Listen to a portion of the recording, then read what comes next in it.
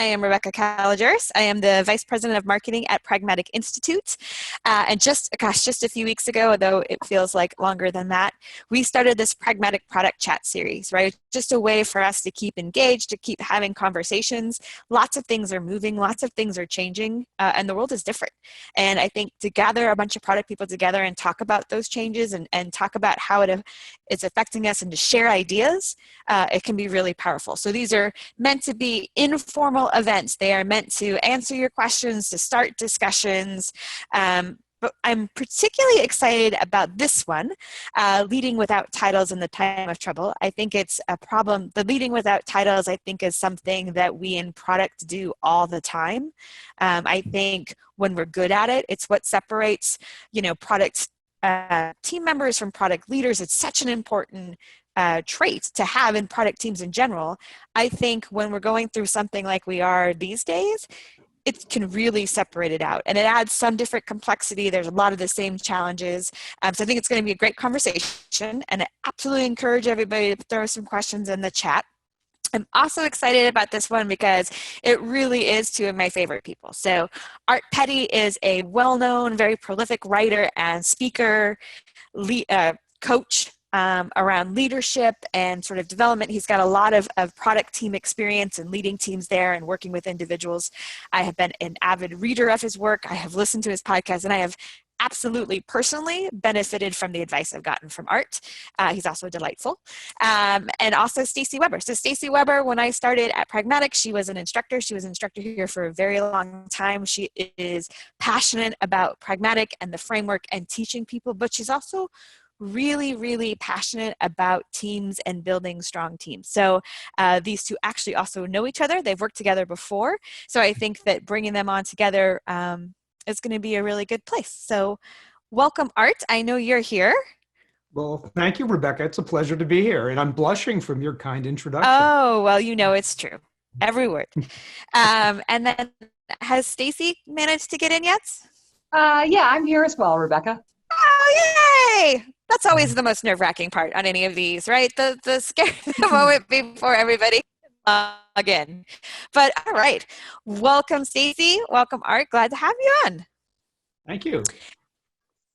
All right, so we're already getting some good questions in, but I thought it would be great just to start with each of you and a little bit about, in general, sort of a philosophy or an approach that people can take when they're leading without the title, without the explicit authority to do so, and maybe some of your general beliefs about that, and maybe even some experience you've had. And I'll start with you, Art. Sorry, that was... Okay. I was thinking about it. First of all, by the way, it's always awkward to be the oldest former product professional in any particular audience. So, but I am thrilled and honored. I love the community. Product has been near and dear to my heart and close to me for my entire career. Having led without authority and with authority, I actually can tell you that leading with authority isn't what it's cracked up to be. There's actually a lot of flexibility to maneuver, a lot of opportunity to create. The challenge or the philosophy I always have on leading without authority is how good are you at building genuine influence? How good are you at creating value for others across your organization? Because your success at leading without authority is, of course, dependent upon everyone else. So if you've done a good job cultivating that influence over time, it can be a delightful experience. Not that it doesn't have its challenges, not that it wouldn't be nice from time to time to simply say, make it so. But even if you can say, make it so, life isn't quite that easy. Stacey? Yeah, I absolutely agree, Art. That is absolutely the case. It is the process of saying whether you have the authority or not, helping people figure out where they're at in this current situation and making the situation make sense for them is how you get that credibility right now, right? Helping people to understand how they're connected to things that are going on. The title isn't really what gives you that authority ever. I think agree, that's... Stacey. Yeah, I think people think they have to wait to get the title to be a leader, and I think the leader has it first and then gets the title later.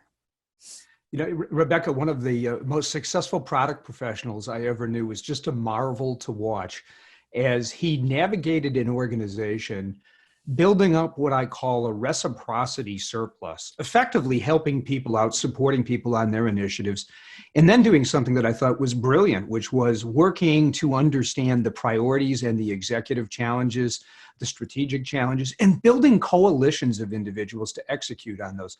No one ever questioned what his title was. No one ever questioned what his budget was. It was a matter of how he developed and applied influence.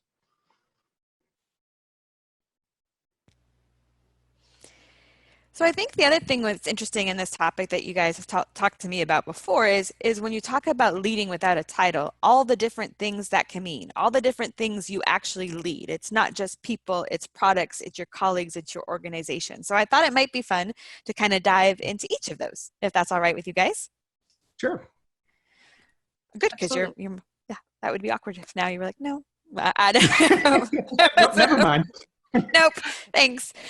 Okay, so let's talk about leading your colleagues, right? So these are your peers of which you are not a manager of. How do you cultivate sort of a grounded, stable presence for your peers and teammates in a time of turbulence like this? How can you be a good role model and a good leader? Stacey, you want to lead us off? Yeah, absolutely. I think first of all is just to recognize where your teammates are at right now. It changed over the course of the last couple of weeks. Their priorities have changed, their surroundings have changed, and to really make an effort to understand where they're at right now. And I think the name of the game right now is being able to figure those things out and compromise appropriately, and to be creative in doing that. For instance, a lot of the time, if you've been going into the office normally, you've gotten a lot of your interaction with people without really trying. People are there, you end up running into them. Now is a time when you have to really make an effort to do that and make sure that you're maintaining those connections across the team. So building on Stacey's, I'm thinking about, I wrote an article a few years ago about leading your peers, and it is kind of a counterintuitive concept, right? You don't have that authority over them. However, what I have certainly discovered over time is that people will follow others who A, respect them, and of course, B, who trust them. And respect, I think, is the foundation of trust, but also who have this incredible sense, this palpable sense of purpose. And I've found that if the purpose resonates with the group, again, another great product manager I worked with, she was so passionate about the value that she could create for her customers in the marketplace, regardless of the circumstances, the economic crisis or the challenges of the moment, that people naturally gravitated towards her. So kind of in a broader sense, leading your peers is a function, I think, of that element of purpose. But in this environment, I agree, Stacey's perspectives were spot on. I think there's some behavioral issues we can all adopt immediately too. This concept of what I call fierce listening to someone so intently that you're truly making them, and I wish I had coined this phrase, I didn't, making them feel felt in the process. I love the concept of that. Listening is kind of the way we use empathy to reach across the distance between us. And another quote I wish I would have come up with, turbocharging your use of empathy, letting people know that you're there, that you care, that you're concerned, helping them solve problems. There's a lot of serving and a lot of supporting, I think, that goes into this, and a lot of just recognizing that we're all kind of off balance now. We have to help people, give them a chance to get centered a little bit, which of course flies in the face of the frenetic pace that we're all working through right now, trying to save our businesses, our customers, and so forth. Yeah, I do think it's the dichotomy, right? You have to move super, super fast, and you have to be extra patient with people. Yeah. And I also think there's the rhythms of how people react and how the different things they're dealing with that you have to be cognizant of, right? It's not just, oh, I dealt with it and now it's smooth. There's peaks and valleys that you need to be aware of. No doubt, yes. So how does that then, so you're talking about how with your peers. Now, how do you kind of, not necessarily lead your boss, they're the leader, but how can you be the best support person, the best sort of sergeant in arms for them in this environment? What can you do as a good employee for your boss? Stacey, go ahead. Oh, I'm going to answer this question, Art, and then you can tell me whether I actually did it well when we were. I get to tattle on you. That's kind of exciting. Yeah, I'm up for it today. I mean, the thing is that this whole environment that we're in requires creativity. It requires creativity at a level that many of us might not have really had to experience at the organizational level.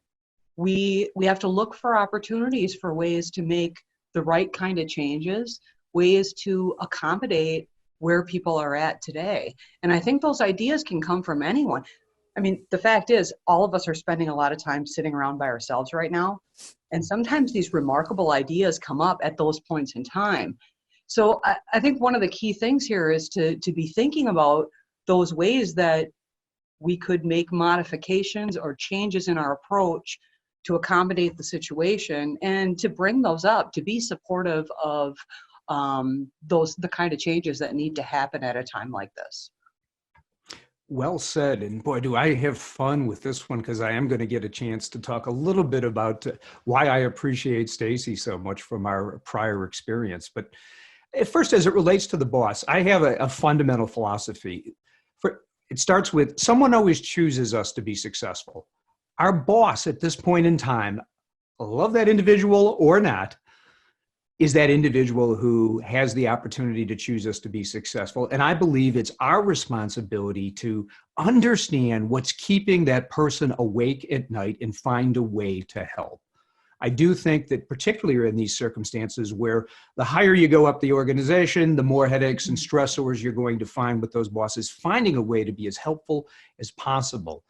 Now, let me build on Stacey's point of going after the creative ideas and approaches. I'm glad you can't hit me through the screen here, Stacey, but she actually regularly really annoyed me. That's the polite term. I don't use that term, and I use a different term. And you know what? I loved her for that. I really appreciated that she had the courage to basically say, you know what? You're wrong, and we need to do this, and here's why. And frankly, I was grateful for it, even if I didn't always show it in the moment, Stacey. So I think that actually was a trust and a respect, and I value that. And I know, not every boss will react the same way to it, but hopefully most of them will. So it's a chance of taking away the challenges and the headaches, and sometimes a little bit of a cliche phrase, but speaking that truth to power. I hope you've built a good relationship and a good level of respect if you're going to be speaking that truth to power. See, Stacey, that wasn't too hard. No, not at all. Not at all, Art. And that was, it was a pretty regular thing. It doesn't surprise me that I was irritating to you sometimes, but you were always open to it.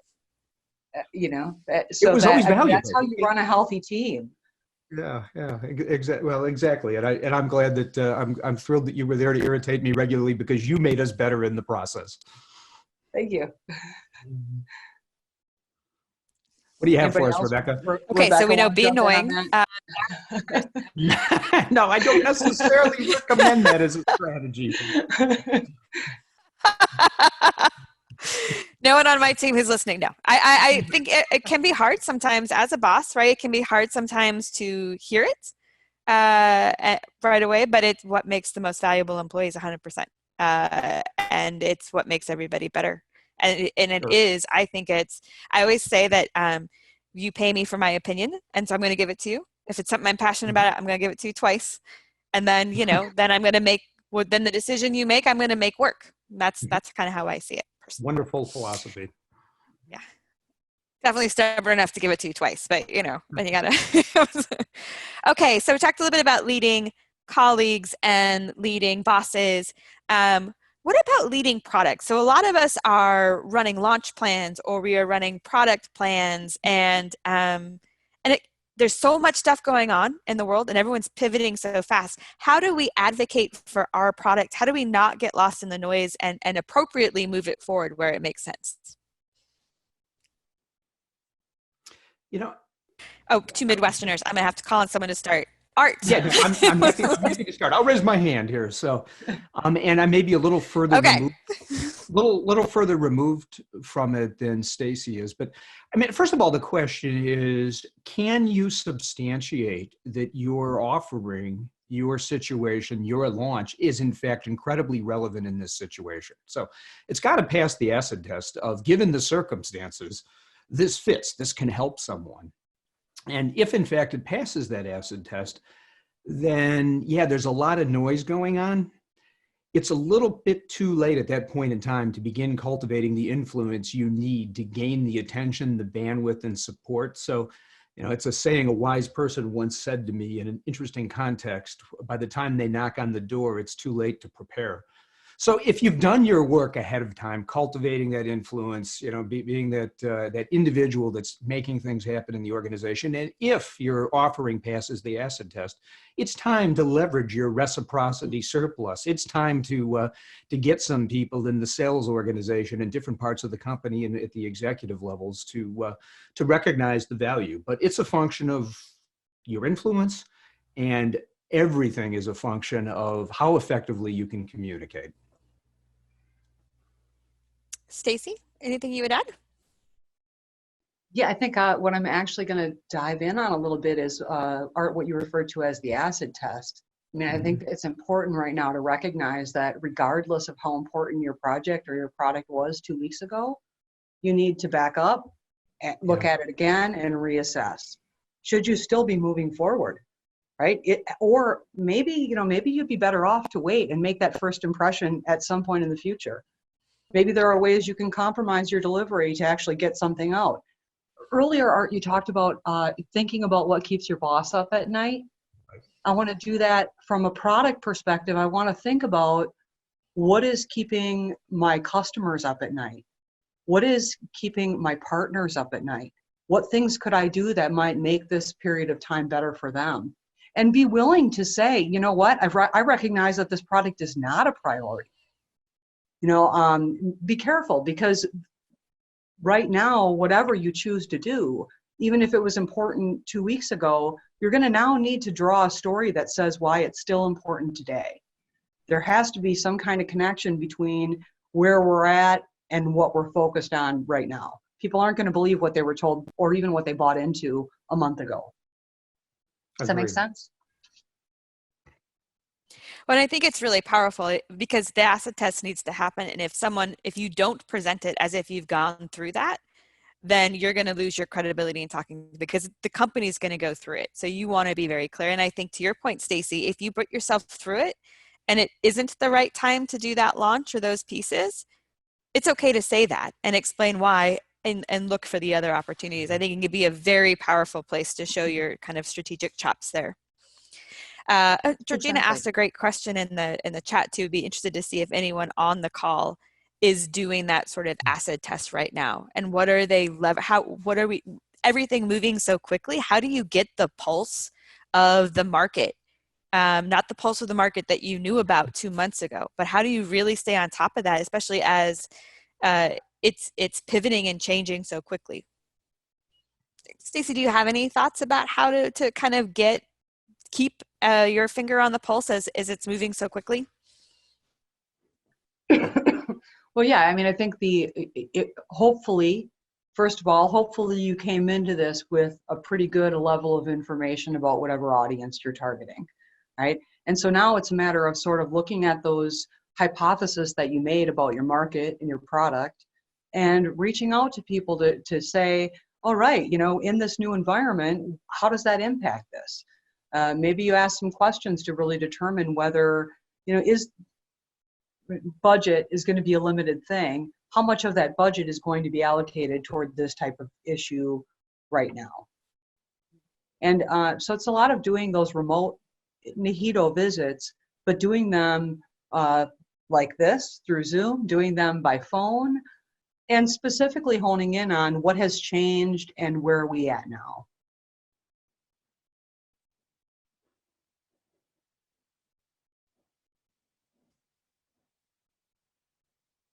Oh, Oh, Rebecca, we can't, I don't think that we can hear Oh, you. because I did the oh, mute thing. Yeah, that was just oh, user error. We'll pretend it was bad connection, but it was totally user error. Sorry. You'd think we would be past that by now, but we're not. So Monday.com, we're big users of Monday.com internally. It's a project management software. And I got an email. It was obviously a mass email from a product manager there that was like, just would like to get your feedback. Now, this is what I do for a living is talk to product managers. So I'm a sucker. If someone asks me for a Nahito visit, I feel like I want good karma. And so I will say yes, so that y'all will say yes to me sometime. So I'm like, yeah, I go to grab a spot. It's already booked 3 weeks out, right? Because, and I think that can also just be a really good sort of sense of the kind of response you can get on your product, how top of mind that is for the companies that you're dealing with today, right? Like clearly lots of people were looking for remote tools and project management. And so it was really popular. It was really easy for her to get a response. So that could be a good way, I think, too, of sensing how much mental space your products have with your clients.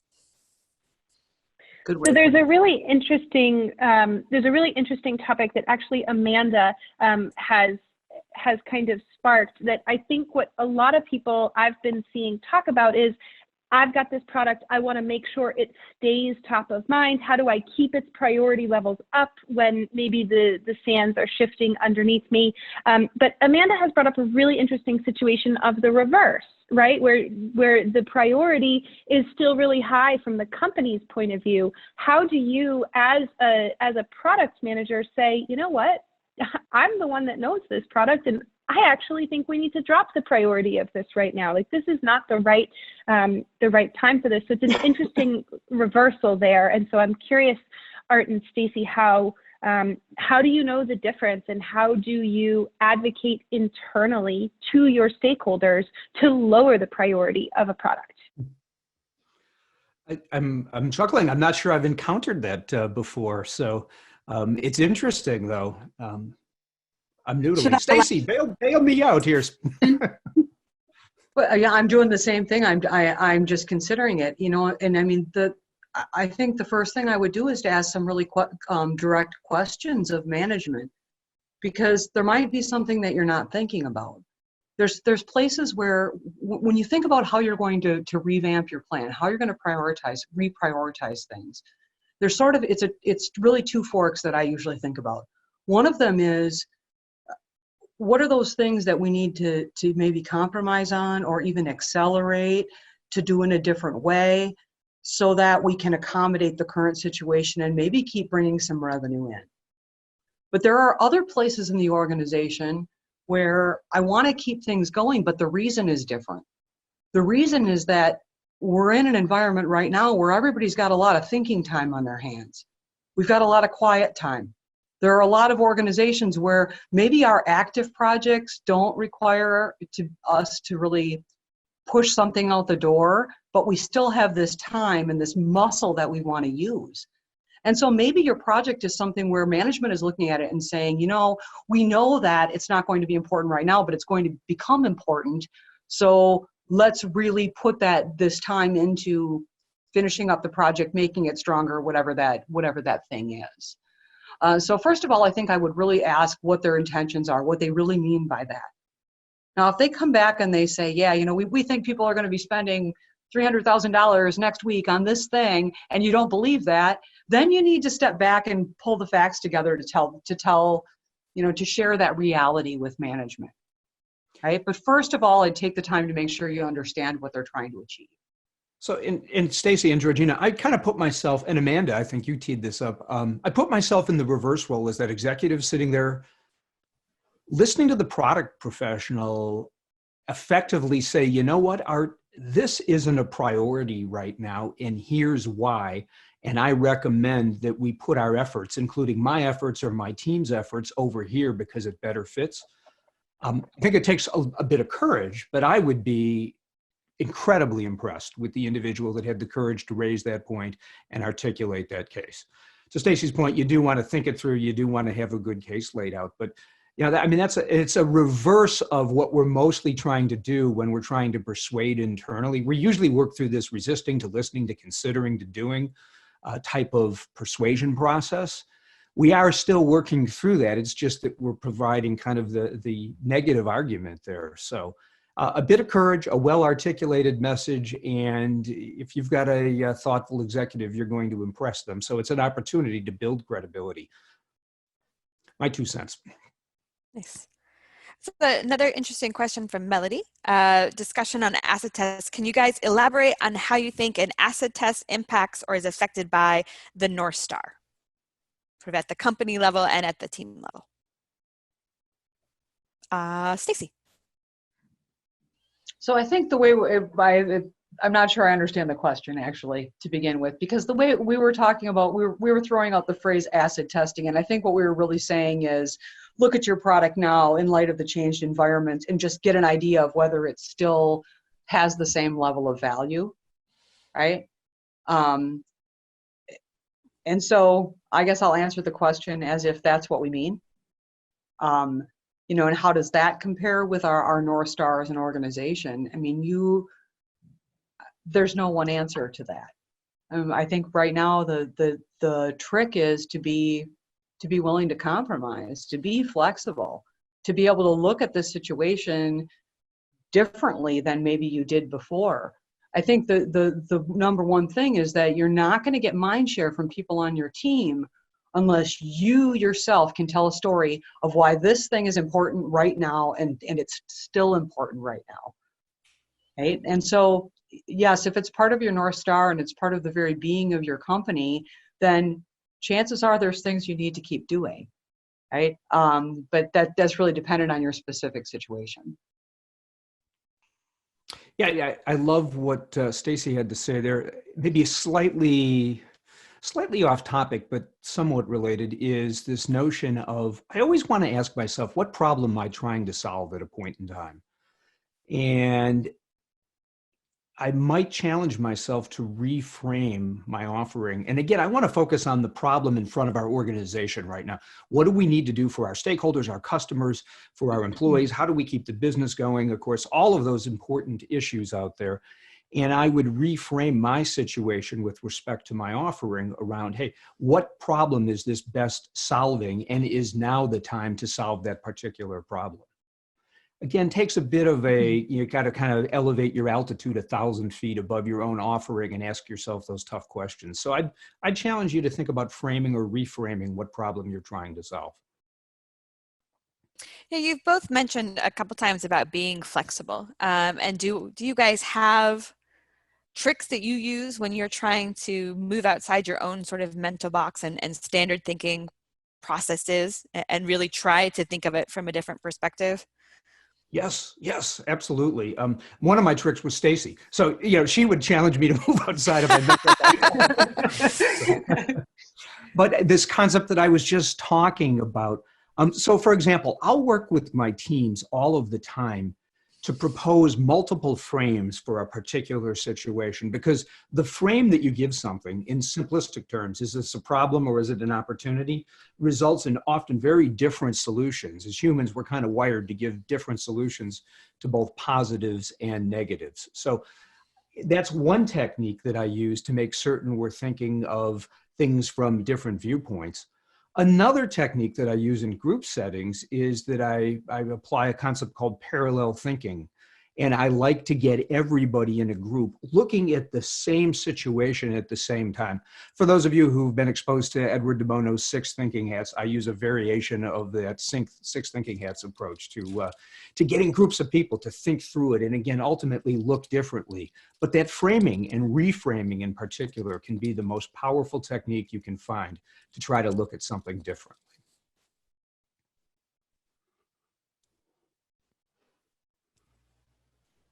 Yeah, those are good techniques. Good techniques, Art. And and I think it's a time when you mentioned it earlier.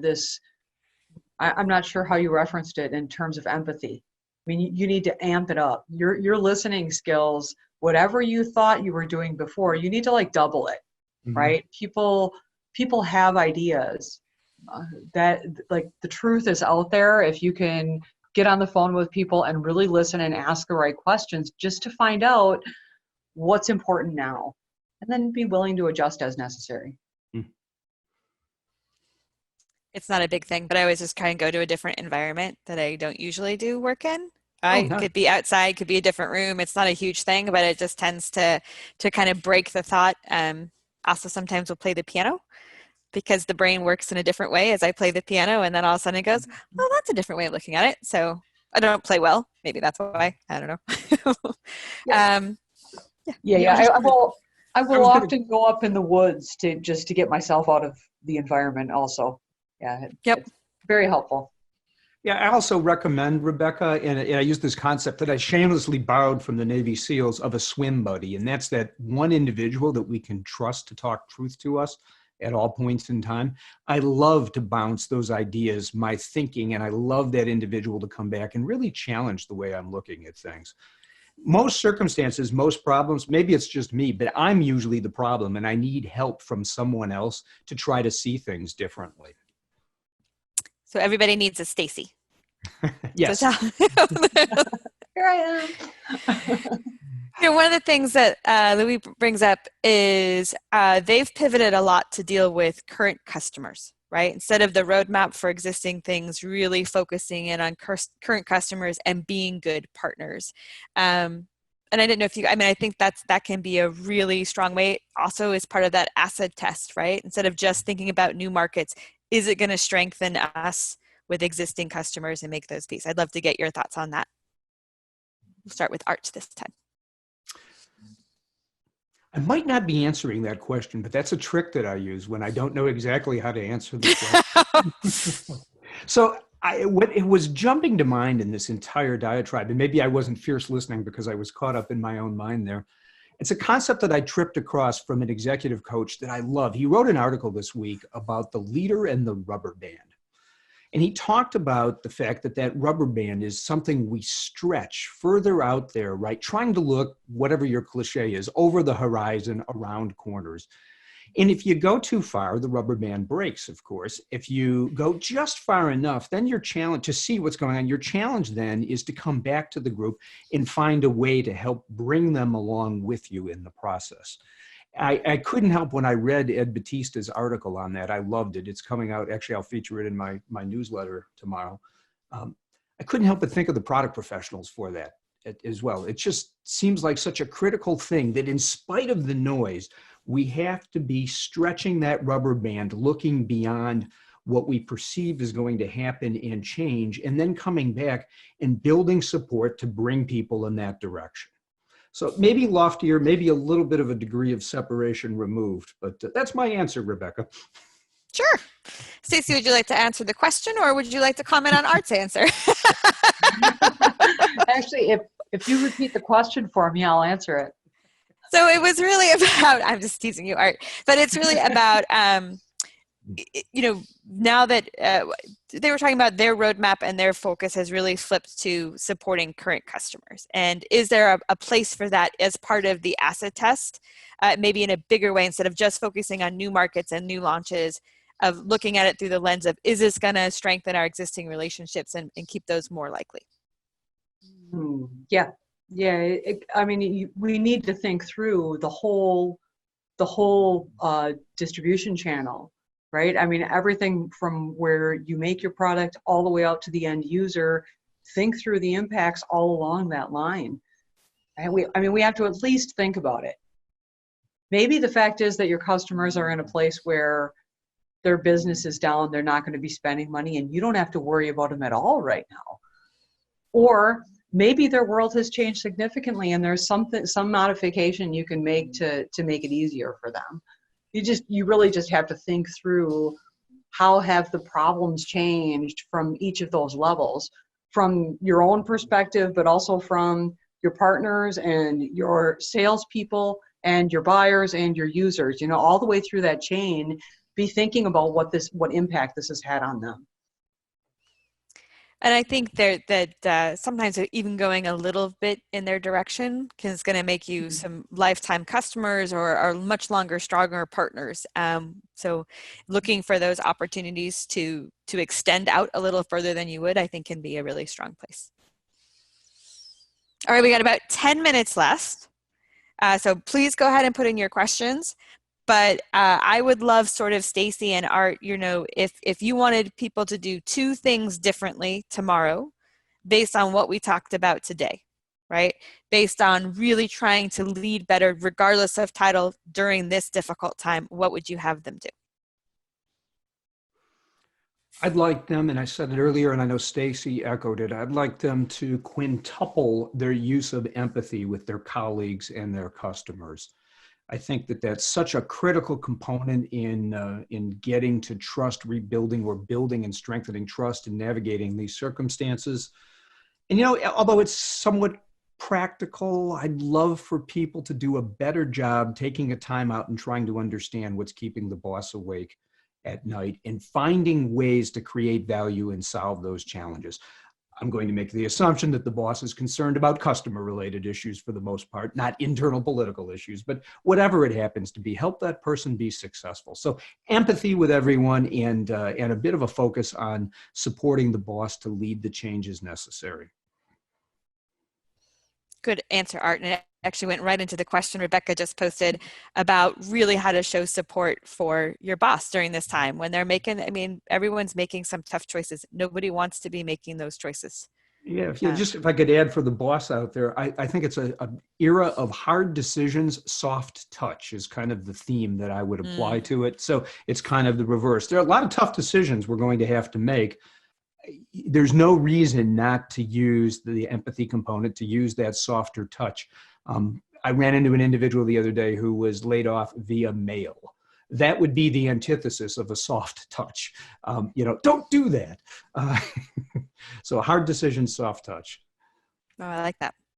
Stacey, anything you would add as your one thing two things you want them to do different tomorrow based on what we talked about today? I think I just go back to, the two things that Art talked about are absolutely good. Now I'm going to come up with two other ones. Make sure that you're flexible.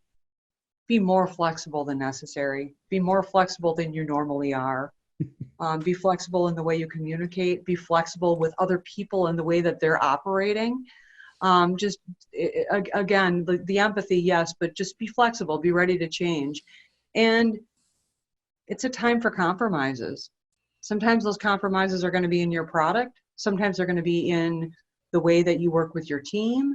But we've all got to be willing to compromise a little bit now to make sure that we're focusing on the right things. And that leads us right into Josh's question. You guys are getting really good at this lead-in piece, but his was really about how do you double down on the empathy when you also have to meet deadlines? How do we make that combination work?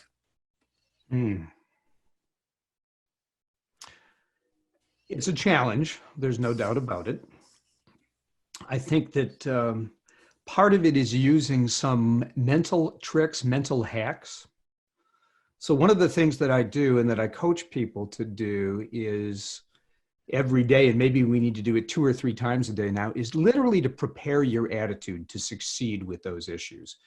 You have a choice and you have the opportunity with every single encounter through every single day to succeed, to create value and to add value.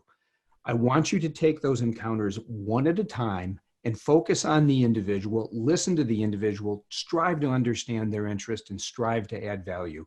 And then at the end of the day, I want you to take a look back and say, hey, how did I do today? What really worked that I'm going to do more of tomorrow? And get up and do it again. So, short form is strive to succeed at every single encounter and I know it runs away from you so quickly and the priorities and everything's a top priority and so forth, but it's one of the best techniques and kind of draw upon your greatest sense of purpose there. Nice. Stacey? Yeah, it is that sense of purpose, and it's being able to tell a story about the sense of purpose. If you're going to impact your team with deadlines right now, you have to be able to tell a story about why that's important. There's a lot of different reasons why it might be, but you need to be able to lead that and make sure that they understand why they're being asked to do whatever they do. I have a friend right now, actually, who the business that she's in ended up becoming extremely busy. They had an opportunity to help deliver the plastic face masks, the face shields. And so they have a manufacturing facility where people are now working Saturdays, working overtime. And we were talking about this last week, and just the need to be able to turn to these people and say, I know this is hard, and I understand you're putting in this extra time, but remember what you're doing and why you're doing it. And being able to tell a story that makes sense based on the current situation is the easiest way to keep people motivated. Right, it's building that sense that we really are all in this together, and we have a clear understanding of what we're trying to accomplish. Everybody wants to be part of that. Yeah, more great questions. So we actually have someone on our team who fits into the circumstance. So it's a little off point, but for someone who's starting brand new at a company, it was actually her first day when we got sent home. How do you build up this type of leadership or this type of camaraderie even when you're brand new to a team and you're in an all remote environment? How does that kind of looking to how to be a better effective communication with a whole bunch of new stakeholders, customers, etc.? Right. Stacey, I'm noodling. You can take that first. Well, you'll probably want to add on here, but I mean, I think that when you're walking into that role, you need to remember what's important. What kind of a culture are you really trying to create with that team, and focus on the things that are most important. That's going to tell you how you need to act right now. If it is an environment where you merely don't know the people, you've got to focus on that. If you're trying to get everybody to be thinking about a certain value or a certain goal, then filter everything that you do through that so you understand and keep your team focused on that most important thing. You're not going to what I'm really saying kind of in a backwards way is you're not going to be able to achieve everything you would have in an office environment. You may well not be able to achieve it in the same way that you were intending to do it. And so you need to step back and go, okay, what's most important and how do I achieve those things? Do it with more intent, right? Some of those bonding things happen naturally when you can, as someone else put in here, pop by or just stop in or, chat over coffee. And you really have to be very intentional about trying to make connections.